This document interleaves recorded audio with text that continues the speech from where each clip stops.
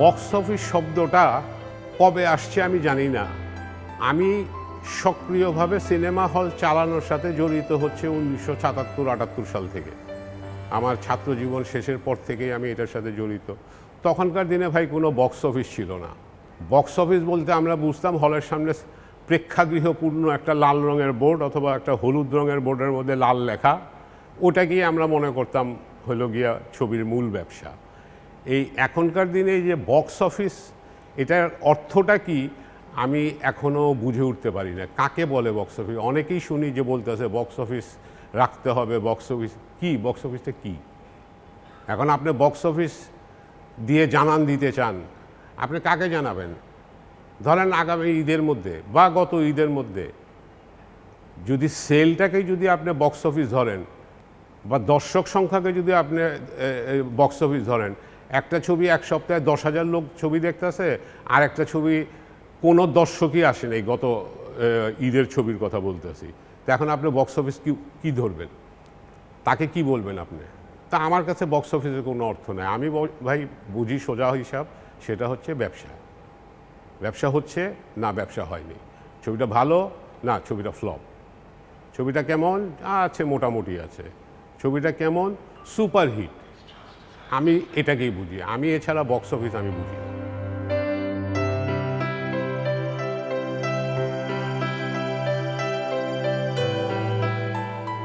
ব্যবসা তো তখন যে বাংলা ছবির ব্যবসা, আমি নিজেও চলচ্চিত্র প্রযোজনার সাথে যেহেতু জড়িত ছিলাম, আমরা রমরমা ব্যবসা করেছি। কিন্তু হঠাৎ করে কিছু ভুইপোর প্রযোজক যখন আসলো, এসে তারা সস্তা ছবিগুলো তৈরি করা শুরু করলো 2001 সাল থেকে মূলত বলা যাইতে পারে, বা 1999-2000 সালের থেকে দেখা গেল ছবির মধ্যে একটু একটু অশ্লীল গান শুরু হলো। পরবর্তীতে সেটা বাড়তে বাড়তে বাড়তে বাড়তে অশ্লীলতা একটা চরম পর্যায়ে চলে গেল। তো দর্শক কিন্তু সেখান থেকে কিন্তু অলরেডি আমরা ফ্যামিলি দর্শক হারানো শুরু করলাম। আমার একটা খেয়াল আছে একদিনের এক ঘটনা, ছবির নামটা বলা ঠিক হবে কিনা আমি জানি না, মায়ের হাতের বালা ছবিটার নাম। এটা যদি আপনি চিন্তা করেন, আপনি কি চিন্তা করবেন এই ছবিটাতে গিয়ে আমি কি দেখব? ন্যাচারালি একটা বিশাল সেন্টিমেন্ট, কিন্তু মাকে নিয়ে একটা বিশাল সেন্টিমেন্টের ছবি, এটাই তো আমি চিন্তা করে যাব। তো এটা কী বার ছিল আমার খেয়াল নাই। তবে আমি একদিন সন্ধ্যার সময়, ইভিনিং শো চলাকালীন সময়, আমি মাঝে মধ্যে আমার ওই লায়নের ডিসির লবিতে গিয়ে বসতাম। আমার 2-4 জন বন্ধুবান্ধব আসতো, তাদের সাথে বসে আড্ডা মারতাম। তো একদিন ওখানে আবার এখনকার মতো এত সাউন্ড প্রুফ দরজা হতো না। তা আমি যখন বসে তখন দেখলাম একটা গান হচ্ছে। তো গান হতে হতে আমি দেখলাম হলের ভিতর থেকে কিছু মহিলা দর্শক হল থেকে বেরিয়ে গেল। তার কিছুক্ষণ পরে আরও কয়েকজন মহিলা দর্শক হলের ভিতর থেকে বেরিয়ে গেল। তা আমার হলের যে গেটকিপার আছে তাকে আমি জিজ্ঞেস করলাম, এই ওনারা চলে যাচ্ছেন কেন? তা আমাকে সবাই ভাই বলেই ডাকতো আর কি। ভাই, যে দৃশ্য দেখাইতেছে এই দৃশ্য কোনো মহিলা দেখতে পারে না। তা এখন যে মহিলাগুলো বেরিয়ে গেল, ওরা তো আর সাহসী পাবে না অন্য কোনো একটা ছবি দেখতে যাওয়ার, কারণ সেখানে মায়ের হাতায় বালার মধ্যে যদি এমন কোনো দৃশ্য থাকে তাহলে তো আর কিছু বলার নেই। এবং এভাবেই আমরা দর্শক খুইয়েছি। কিন্তু আবার কিন্তু আমরা ফিরেও আসছি, এমন না যে তা না। আমরা 2007, 8, 9, 10 এগুলোর সময় কিন্তু আমরা আবার ফিরে আসছি, কিন্তু সেভাবে হয়তো ফিরে আসি নাই, কিন্তু কথা হলো ফিরে আসছি। এবং আমি এখনও বিশ্বাস করি, সবাই যদি সম্মিলিত প্রচেষ্টা থাকে, সরকারের যদি সম্মিলিত চেষ্টা থাকে, আমাদের ইন্ডাস্ট্রির লোকজন সহকারে সবাই যদি আমরা বসে চিন্তা ভাবনা করে যদি আমরা চেষ্টা করি, আমার বিশ্বাস এখনও এটা ফিরে আসবে। কারণ আমি একটা জিনিস দৃঢ়ভাবে বিশ্বাস করি, সিনেমা ছাড়া একটা দেশ থাকতে পারে না। এটা আমার কল্পনার বাইরে যে একটা দেশ আছে, দেশের মধ্যে সিনেমা নাই, এটা আমার কল্পনার বাইরে। আমি এখনও বিশ্বাস করি এটাকে ফিরিয়ে আনা সম্ভব। যুদ্ধ করতে হবে, সেই যুদ্ধের জন্য আমরা এখনও প্রস্তুত। আমি যে কোনো যুদ্ধের জন্য এখন পর্যন্ত প্রস্তুত হয়ে আছি। আমার মতো আরও অনেকেই আছে যারা এখন পর্যন্ত সিনেমা হলগুলো ধরে রেখেছে, যারা এখনও সিনেমা হলগুলোকে ধরে রেখেছে তারা কেন ধরে রেখেছে? কোনো একটা আশায় অথবা সিনেমার প্রতি তাদের ভালোবাসা, এই দুটার কারণের জন্যই তো তারা ধরে আছে। এবং এখনও যদি আমরা তাদেরকে বলি যে আসেন আমরা যুদ্ধ শুরু করি, তারা অবশ্যই সেই যুদ্ধে নামবে, এটা আমার বিশ্বাস। আমি মোটামুটি বাহিরে গিয়ে সিনেমা দেখা যতটুক, বাইরের হলে যতটুক দেখেছি, আমার নিজের হলে যে সমস্ত সিনেমা চলতো সবই আমি দেখতাম, প্রায় সবই দেখতাম। এটা এক্স্যাক্টলি কোনোটা রিলেটেড করে বলা সম্ভব না যে এই ছবিটা আমাকে ইন্সপায়ার করে, নট দ্যাট। মানে আমাকে টোটালিটিতে সিনেমাই ইন্সপায়ার করে, আমি এর বাইরে কিছু না। আমি আরও অন্যান্য বিভিন্ন ধরনের ব্যবসার সাথে জড়িত, বাট সব কিছুর পরে আমি সিনেমা ছাড়া আমি কিছু ভাবতে পারি না। সিনেমা আমার মাথার ভিতরে সবসময় কাজ করে, সব সময় কাজ করে। এই যে আজকের এই অবস্থা, সিনেমা হলের মৃতপ্রায়, মরে গেছে, মৃতপ্রায় বললে কথাটা বোধহয় আজকের দিনে প্রয়োজন না, আজকের দিনে বলতে হবে এটা মারা গেছে অলরেডি। আমার নিজেকে খুব খারাপ লাগে, মানে আমি ভাবতে পারি না আমার নিজের মনের ভিতরে যে আমার কিভাবে কেঁদে উঠে, এটা আমি কাউকে ভাষায় প্রকাশ করতে পারবো না যে আমার কাছে কতটুকু খারাপ লাগে যে সিনেমা নাই। এবং এটা সত্যি কথা, সিনেমা নাই।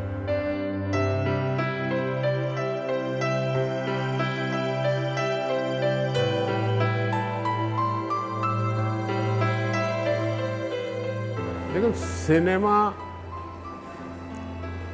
এক্স্যাক্টলি আমার কাছে এটা অসম্ভব রকমের একটা প্যাশন। আমি সিনেমাটাকে যেভাবে দেখি বা যেভাবে বুঝি, সেটা হচ্ছে আমি অ্যাবসলিউটলি এটা একটা বিনোদনের মাধ্যম হিসাবে আমি মনে করি। মানুষ 3 ঘন্টা সিনেমা হলের ভিতরে থাকে, 2.5 ঘন্টা সিনেমা হলের ভিতরে থাকে, তারা তাদের জীবনের ছবি সিনেমার মধ্যে পায়। হোক সেটা প্রেমের বিষয় হতে পারে, সে তখন তার প্রেমিকাকে ভাবে, বা একজন মহিলা থাকলে সে তার প্রেমিককে ভাবে, সেই ভাবনা নিয়ে থাকে সে 2-2.5 ঘন্টা। যদি এটা আগেকার সামাজিক ছবি হয়, তাইলে সমাজের, তার বাড়ির, তার বাসার ভিতরের, তার বাবাকে নিয়ে চিন্তা, তার মা নিয়ে চিন্তা, তার ভাই বোন, স্ত্রী, সন্তান, এদেরকে নিয়ে চিন্তা, এটার মধ্যেই একটা মোহর মধ্যে থাকে। আর এর বাইরে একটা আছে সেটা হচ্ছে যে কিছু কমার্শিয়াল অ্যাকশন ছবি, সেটা একটা আলাদা ধরনের বিনোদন দিয়ে আসে। আর এর পাশাপাশি যে ছবিগুলো আমাদের এতদিন ধরে আমরা যে ছবিগুলো দেখে অভ্যস্ত, সেটা হচ্ছে গ্রাম্য নির্ভর ছবি, একটা গ্রামের পরিবেশের উপরে ছবি, সেই পরিবেশটাকে মানুষের সাথে পরিচয় করা, গ্রামের জীবনটাকে মানুষের সাথে পরিচিত করা। বা আরেকটা ধরনে যদি আমরা যাই, সেটা হচ্ছে আমাদের দেশের যে ফোক যে ব্যাপারটা আছে, এই ফোক ব্যাপারটাকে নিয়েও আমাদের এখানে চলচ্চিত্র প্রচুর ছবি হয়েছে এ সময়, এবং সফল ছবি হয়েছে, সেগুলো অনেক সফল ছবি এগুলো হয়েছে। তো আমার কাছে সিনেমাটা অ্যাবসলিউটলি আমি মনে করি একটা বিনোদনের মাধ্যম। মানুষ বিনোদিত হয়, 2.5-3 ঘন্টা থাকে। খুব বেশি ভালো ছবি হলে হয়তো দেখা যায় একটা দিন পর্যন্ত সে একটা ইলিউশনে থাকে ছবিটা দেখার পরে। আর কিছু ছবি আছে হয়তো দেখলো, ভাল লাগলো, তারপরে ওই ছবির আর কোনো আবেদন নাই। আমি সিনেমাটাকে এইভাবেই চিন্তা করি, বা আমি এভাবেই দেখে আসছি, বা আমি এখনও দেখতে চাই। সিনেমা আমি এভাবেই দেখতে চাই। কিন্তু দুর্ভাগ্যজনকভাবে এখন যে সমস্ত সিনেমা হচ্ছে, ভালো ছবি হচ্ছে, আমি বলবো না যে কোনো ভালো ছবি হচ্ছে না, কিন্তু আমার কাছে মনে হয় এই ছবিগুলো দর্শকের কাছে বা সাধারণ মানুষের কাছে কোনো আবেদন তৈরি করতে পারছে না। আপনারা এই মুহূর্তে আমার হলে আছেন, এই সপ্তাহে 2টা ছবি মুক্তি পেয়েছে, অথচ হলে কোনো দর্শক নাই। একটা জায়গায় প্রশ্ন আছে যে হলের পরিবেশ নেই, মানুষ ছবি দেখতে যায় না। এই সিনেমা হলটা বা আরও যে কয়েকটা ভালো সিনেমা হল আছে, এখানে তো পরিবেশের কোনো সমস্যা নাই, দর্শক আসছে না কেন? কারণ একটাই, ছবিটার কোনো প্রচার হচ্ছে না, বা যে ছবিটা প্রচার হচ্ছেও সেই ছবিটা দর্শকের ভিতরে কোনো আবেদন তৈরি করতে পারে না, বা দর্শকের ভিতরে উৎসাহ তৈরি করতে পারে না এই ছবিটা আমার দেখা উচিত, আচ্ছা চলো দেখি ছবিটা, সেটা হচ্ছে না। আর ইদানিংকালে যে ছবিগুলো তৈরি হচ্ছে, সেগুলো বেশিরভাগই তাদের মূল টার্গেটটা থাকে হইলো ওটিটি বেসড। তারা ওটিটিতে ছবি মুক্তি দিবে, এটাই হচ্ছে তাদের মূল টার্গেট থাকে। এবং ওটিটির দর্শক একটু আলাদা ধরনের, তারা ওটিটিকে চিন্তা করে ছবি তৈরি করে, যে ছবিগুলো আমাদের সিনেমার হলের দর্শকদের সাথে তারা চিন্তা করে না এবং তারা তৈরিও করে না। এটাই হচ্ছে গিয়ে মূলত আমি ইদানিংকালের চলচ্চিত্র নিয়ে যেটা আমার ভাবনা। এখন প্রশ্ন আসতে পারে, তাহলে কেন কমার্শিয়াল মুভিগুলো তৈরি হচ্ছে না? হ্যাঁ, এটা অবশ্যই একটা প্রশ্ন। এখানে অনেকগুলো কারণ জড়িত আছে। প্রথমত হচ্ছে সারা বাংলাদেশে এই মুহূর্তে আমার জানা মতে ম্যাক্সিমাম 50টা সিনেমা হল আছে, হার্ডলি 50টা। 10-11টা সিনেপ্লেক্সকে বাদ দিলে আর হয়তো 40টা হবে, 10টা সিনেপ্লেক্স আছে। এবং এইগুলোর জন্য যে বড় ইনভেস্টমেন্ট করে কোনো বড় ক্যানভাসের ছবি তৈরি করা, সেখান থেকে যে পুঁজি ফেরত আসা, এটা একেবারেই অনিশ্চয়তার মধ্যে হয়ে গেছে, অনিশ্চিত অবস্থায় আছে, যে কারণে বড় ছবিতে কেউ লগ্নি করতে এগিয়ে আসছে না। আমাদের সিনেমা হলের পক্ষের থেকে, আমরা সিনেমা হল মালিক সমিতির পক্ষ থেকে আমরা বেশ অনেকবার চেষ্টা করেছি এবং আমাদের চেষ্টাটা একবার একটা সফলতার মুখও দেখেছিল গত স্পেশালি 2023 সালের দিকে। আমরা দীর্ঘদিন সরকারের সাথে দেন দরবার করছিলাম যে আমাদেরকে বিদেশি কিছু ছবি আনার দেওয়া হোক, যে 7টা 8টা বা 10টা ছবি বছরে যদি আমরা আনতে পারি, বড় কোনো ছবি, সেই ছবিগুলো যদি আমরা মুক্তি দিতে পারি, তাহলে হলে দর্শকের সমাগম বাড়বে। এবং দর্শক সমাগম যখনই বাড়বে তখন কিন্তু সিনেমা হলের মালিকগুলোও উৎসাহিত হবে তাদের হলগুলোকে খোলার জন্য। সেই সুবাদে আমরা বম্বের যে কয়টা ছবি আমরা এনেছিলাম সেই 2023 সালে এবং 24 সালের প্রথম দিকে আসার ফলে কিন্তু অলমোস্ট প্রায় 150-র মতো সিনেমা হল কিন্তু আমরা করতে পেরেছিলাম, নতুন ওপেন হয়েছিল। এছাড়া বাংলাদেশে আমার জানা মতে বোধহয় 7-8টা মিনিপ্লেক্স তৈরি হয়েছে নতুন, ওই 60, 70, 80, 100 সিটের। আরও অন্তত পক্ষে 20, 25, 30টা মিনিপ্লেক্স হওয়ার মতো আগ্রহ দেখাচ্ছিল কিছু লোক। যেমন সিনেপ্লেক্সে কনভার্ট করার জন্য সিঙ্গেল স্ক্রিনগুলোকে, এরকম পরিকল্পনা আমাদের হল মালিকদের ছিল। কিন্তু বিগত 6-7 মাস ধরে আমরা শত চেষ্টার পরেও এখন বুঝতে পারতেছি যে সরকার এই ভারতীয় হিন্দি মুভি বা বিদেশি মুভি তারা বাংলাদেশে দিতে ইন্টারেস্টেড না। ফলশ্রুতিতে কিন্তু দেখা গেল যে আবার সেই একই অবস্থার মধ্যে 30-40-এর মধ্যে এসে নেমে গেছে সিনেমা হল। আমাদের এই ইন্ডাস্ট্রির অবস্থানটা কি হবে আমি কিন্তু এটা বুঝে উঠতে পারছি না। যেমন আমার কথাই যদি ধরেন, আমার এই সিনেমা হল আজকে 96 বছর বয়স, আর 4 বছর পরে 100 বছর পূর্তি হবে। আজকের থেকে 1 বছর আগে আমি কথাটা বলতাম যে দেখি আর কোনোভাবে 4টা বছর চালিয়ে 100 বছর পূরণ করে হয়তো যদি ব্যবসা না হয় বন্ধ করে দিব। কিন্তু আজকের বাস্তবতা হচ্ছে আমি একদিনও চালানোর মতো ক্ষমতা আমার নাই। ওই যে 100 বছর পূরণ করার যে প্রশ্নটা ভিতর একটা শখ ছিল, সেটাও হয়তো আমি পালন করতে পারবো বলে আমার মনে হয় না। এই অবস্থায় সবারই একই অবস্থা হয়ে গেছে। এখন আমাদের জায়গায় যে জায়গাটাতে আমরা দাঁড়িয়ে আছি, আমরা দেখি যে সিনেমা একটা ইন্ডাস্ট্রি বলেন বা একটা মাধ্যম বলেন, এটা কি এই দেশে প্রয়োজন আছে কি প্রয়োজন নাই, এটা সরকারের কাছ থেকে আমরা কোনো সুস্পষ্ট কোনো ধারণা পাচ্ছি না। ধারণাটা এই জন্য পাচ্ছি না যে আমরা দেখি যে তাদের কোনো চিন্তা ভাবনা নাই সিনেমা নিয়ে, কোনো রকম কোনো সিনেমা নিয়ে কোনো চিন্তা ভাবনা নাই, যার জন্য আসলে আমরা এত বেশি হতাশ যেটা আর আপনাকে ভাষায় প্রকাশ করার মতো না। অডিয়েন্স আছে, অডিয়েন্স অবশ্যই আছেন। আমরা বিভিন্ন কিছু বাংলা মানে বিনোদনমূলক ছবি বলতে আমরা যেগুলো বুঝি সেই ধরনের 2-4টা ছবি কেবলমাত্র ঈদ ভিত্তিক রিলিজ হয়, দর্শক তো আসে। আমরা মাঝখানে যে বলিউডের কিছু মুভি রিলিজ করেছি, দর্শক তো এসছে, ভালো দর্শক এসছে, সারা বাড়ির থেকে ফ্যামিলি সহকারে দর্শক আসছে। তাহলে আমি কিভাবে বলবো যে দর্শক নাই? দর্শক অবশ্যই আছে, কিন্তু সেই ধরনের ছবি থাকে না দেখে দর্শকের আসার কোনো আগ্রহ থাকে না। দর্শক অবশ্যই আছে। আমি এখান থেকে বের হওয়ার যে বিষয়টা আছে সেটা হচ্ছে যে প্রথমত আপনাকে যে জিনিসটার উপরে জোর দিতে হবে সেটা হচ্ছে একজন মানুষ যে পুঁজি খাটিয়ে একটা বড় ছবি তৈরি করবে, তার পুঁজিটাকে তো ফেরত আসার একটা নিশ্চয়তা থাকতে হবে। ফেরতটা আসবে কোত্থেকে? সিনেমা পুঁজি ফেরত আসার জায়গায় একটাই, সেটা হচ্ছে সিনেমা হল।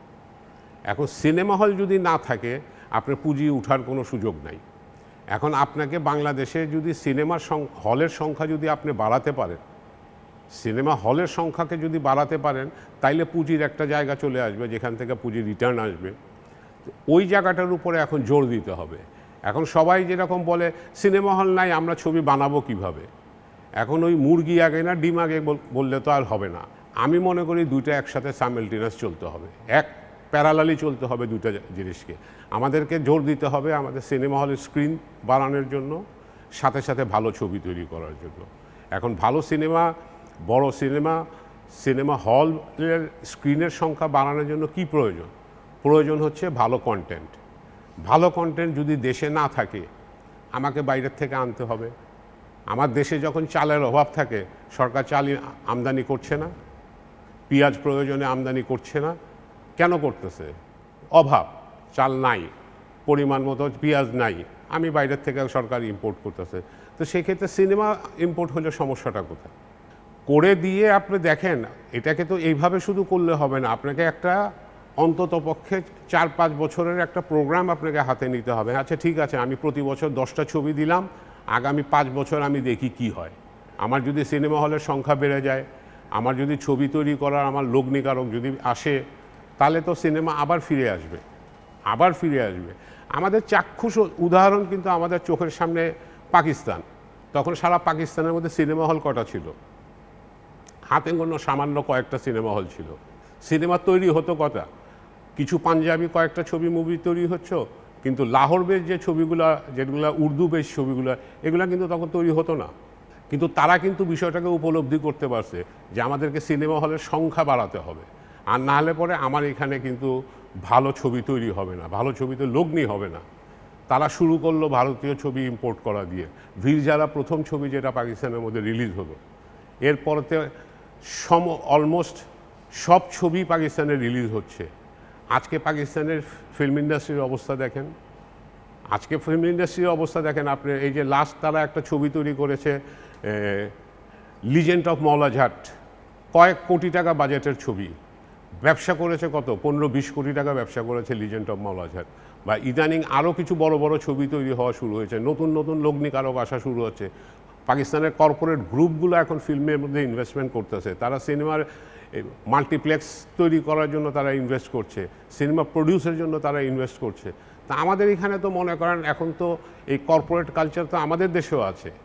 যারা কর্পোরেট কালচারের সাথে জড়িত আছে, যারা কর্পোরেট ফার্মগুলো কোম্পানিগুলো আছে, এরা তো ব্যবসায়ী চায় তারা, এবং তারা যখন সুযোগ দেখবে যে এই একটা সেক্টর, এখানে ইনভেস্ট করলে ব্যবসা হবে, তারা অবশ্যই আসবে সেখানে। কিন্তু তাদেরকে পথটা দেখাতে হবে।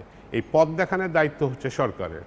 আমরা যারা সরকারের বাহিরের থেকে চলচ্চিত্র শিল্পের সাথে আমরা জড়িত মানুষজন, আমাদের দায়িত্ব হচ্ছে সরকারকে বলা যে এদিকে যান, এটা গেলে এভাবে হবে। এখন সরকার যদি না শোনে, আমাদের তো করার কিছু নাই। এফডিসি আমি 1979-80 সালের থেকে চলচ্চিত্রের সাথে জড়িত। 1979 সাল থেকেই ধরেন আমি ওতপ্রোতভাবে জড়িত। পরবর্তীতে চলচ্চিত্রের বিভিন্ন অঙ্গনে আমার চলাফেরা ছিল, বিশেষ করে প্রযোজনা ক্ষেত্রে আমি অন্য কোনো দিকে যাইনি। অনেক প্রযোজক তখন পরিচালক হয়েছে বা অন্য সাইডে গিয়ে, আমি সেখানে যাইনি। আমি শুধুমাত্র প্রযোজনেই ছবি করেছি। বা আমাদের তখনকার যে সমস্ত সংগঠনগুলো ছিল, এই সংগঠনগুলোর নেতৃত্বের মধ্যে আমি ছিলাম। আমি বাংলাদেশ ফিল্ম প্রডিউসার্স অ্যাসোসিয়েশনের জেনারেল সেক্রেটারি হিসেবে দায়িত্ব পালন করেছি 2বার। এফডিসি, ফিল্ম ডেভেলপমেন্ট কর্পোরেশন বলতে যে জিনিসটা বোঝায়, সেখানে তাদের যে দায়িত্ব, তাদের দায়িত্ব কি? চলচ্চিত্র উন্নয়ন নিয়ে কাজ করা। এটা কিন্তু আমার দৃষ্টিতে কোনো দিনই পড়ে নেই যে তারা চলচ্চিত্রের উন্নয়নের জন্য কোনো কাজ করেছে। তারা অ্যাবসলিউটলি একটা ইন্ডাস্ট্রি হিসাবে গ্রো করেছে। ওই আপনার ক্যামেরা ভাড়া দিয়েছে, ফ্লোর ভাড়া দিয়েছে, শুটিংয়ের জন্য ভাড়া দিয়েছে। তখনকার দিনে তো আর ডিজিটাল সিনেমা ছিল না, তখন সেলুলারে ছবি শুটিং হতো, নেগেটিভ তারা বিক্রি করতো, নেগেটিভ প্রসেসিং হতো, প্রিন্ট হতো। এই পর্যন্তই কিন্তু তাদের কার্যক্রম, এর বাইরে তাদের কিন্তু কোনো কার্যক্রম ছিল না, তখনও ছিল না। আর এখন তো একেবারেই মৃতপ্রায়, কিছুই নাই। এখন তো কিছুই নাই। চলচ্চিত্র উন্নয়ন কর্পোরেশনের এফডিসি বলতে যে জিনিসটা আছে সেটা কোনো কালেই তাদের এমন কোনো কার্যকর ভূমিকা ছিল না, এটা পরিষ্কার। আমার জন্ম ঢাকা এবং আমি একদম পুরা ঢাকাইয়া বলতে যে জিনিসটা বুঝান সেটাই আমি একদম অরিজিনাল ঢাকাইয়া। আমার জন্মের পর থেকে আমাদের পুরানো ঢাকায় তো মনে করেন আমি সিনেমা হল দেখেছি কতগুলা, তাজমহল, সাবিস্তান, 12-14টা হল তো আমাদের পুরানো ঢাকার মধ্যেই ছিল এবং সবগুলাই তখন রমরমা ব্যবসা করতো। আমি বলছি আমার জন্মের পরে, তার আগে হয়তো আস্তে আস্তে কম ছিল। তা আমাদের এই লায়ন সিনেমা মোস্ট প্রবাবলি 1929 সালে শুরু হয়, তবে সেটা রেগুলার ছিল না, ইরেগুলার সিনেমা হতো। আমাদের তখন থিয়েটার কোম্পানি ছিল, লায়ন থিয়েটার। তো হলের মধ্যে ওই মূলত থিয়েটারই হতো, মাঝে মধ্যে সিনেমা চলতো, মাঝে মধ্যে থিয়েটার হতো। আস্তে আস্তে কনভার্ট হতে হতে হতে হতে এটা সিনেমাতে রূপান্তর হয়ে গেল। সেখান থেকে আমরা এক নাগারে 2005 পর্যন্ত ছিল। 2005-এ এসে আমি সিনেমা হলটাকে ভেঙে ফেলি, কারণ তখনও এই রকম একটা অবস্থার মধ্যে চলে গেছিল। অশ্লীল ছবির কারণে আপনার সিনেমা হলের দর্শকের আনাগোনা একেবারেই কমে গিয়েছিল। আর বিশেষ করে আমার সিনেমা হলটা লায়ন যেখানে ছিল, ওই জায়গাটা অসম্ভব গ্যাদারিং একটা ছিল, যেখানে অনেক মানুষের আসা যাওয়া করাটা খুব সমস্যা হতো, যে কারণে সেটা বন্ধ করে দিয়েছি। 2005 সালে বন্ধ করেছি, কিন্তু 2004 সালে চিন্তা ভাবনা করেছি। যখনই চিন্তা ভাবনা করেছি তখনই কিন্তু এই জমিটা আমি কিনেছি একটাই চিন্তা করে যে এখানে একটা কিছু করব। বাই দিস টাইম সিনেমা কি বলে আপনার সিনেপ্লেক্স কালচার বাংলাদেশে আসা শুরু হয়ে গেল স্টার সিনেপ্লেক্সের মাধ্যমে। তো তারপরে আমার তখন হয়তো ইচ্ছা ছিল যে 2টা সিনেমা হল করব। পরবর্তীতে মাল্টিপ্লেক্স হিসাব করে আমি 4টা সিনেমা হল এখানে করেছি। আর এখন তো বলতে গেলে পুরানো ঢাকার মধ্যে কেবলমাত্র সবেদন নির্মলী একমাত্র আজাদ সিনেমা টিকে আছে, আর বাকি সবই তো বন্ধ হয়ে গেছে, কোনো হলই আর নাই।